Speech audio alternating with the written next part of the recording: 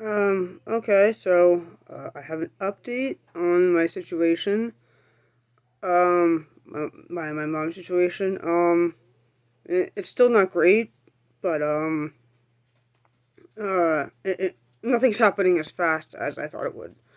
We only have to we have until the 30th, which is Monday after coming Monday to find a lease to provide the trustee with a proof of a lease.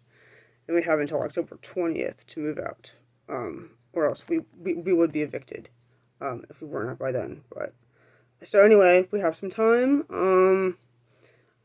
to sort things out, but it's still not great at all. Anyway, I wanted to talk about my dad because he's the one who instigated all of this. First, my mom when they were getting divorced made a perfectly good offer to him to buy the house for to get his name off the mortgage, etc. Which is why he wants to sell the house and does sell the house now because he doesn't want his name on the mortgage anymore. Um, which is weird because they refinanced. He instigated four different refinancings of the home. So this was how the place was bought in September of 1994. And there was a good, not subprime, 30-year, fixed rate, basically mortgage on it. So it would have been paid off by now, but my dad decided to refinance in 1996, in 1998, in 2004, and then in 2012. So this house is mortgaged out until 2042. So if he had just stuck with the original mortgage, or even the 1996, refinance, um, then this house would be well on its way to being paid off, or actually be paid off now, and he wouldn't have to worry about the mortgage. So that's problem one he created for himself. And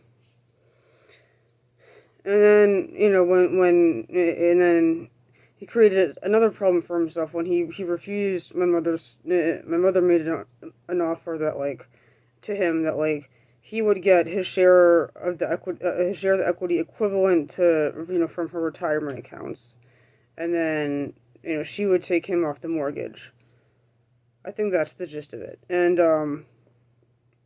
my dad said no, and he instead set up this thing where he would pay my mom $1,400 a month in alimony, but out of that would come the mortgage, and then she would get, I guess, whatever was left over after he paid that. Um, and then there was a deadline to list the house by August 31st, 2018, and then that passed. And my mom obviously couldn't buy him out because the house, still had like $100,000 mortgage on it or something. Now it's under about $93,000, which is like crazy. I mean, like as a I guess a younger millennial or an older Gen Z or whatever I am, the idea of a mortgage sounds just absolutely nuts to me. Like, why would you do that? But things used to be different. Anyway, so yeah.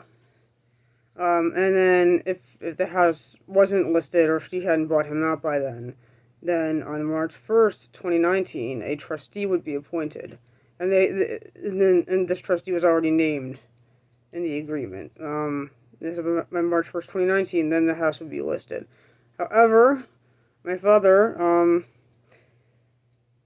I guess I didn't really have to give him credit, but he did let her stay here. And then, through 2019, and then obviously 2020 when the pandemic hit, it made much more sense for her to stay here, just generally, for that arrangement to continue. And then, when my grandmother, passed away in 2022, May of 2022, my mom inherited her house, um, and, up in Aberdeen, and, it took about probate from after my grandmother died took about 9 months, I think, to complete. Yeah, she opened the case in July and it closed in April, so I think that's about 9 months. Um, so the house was only truly my mother's, from, 20, from, uh, um, April of 2023 onwards. And, and then my mom had to get, the deed changed, and then my grandmother had like an $11,500 home equity line of credit, which is another thing that makes no sense to me as an a younger millennial slash older Gen Zer. But anyway, so my mom paid that off, and then we paid the property taxes and the water bill, and then we got the deed.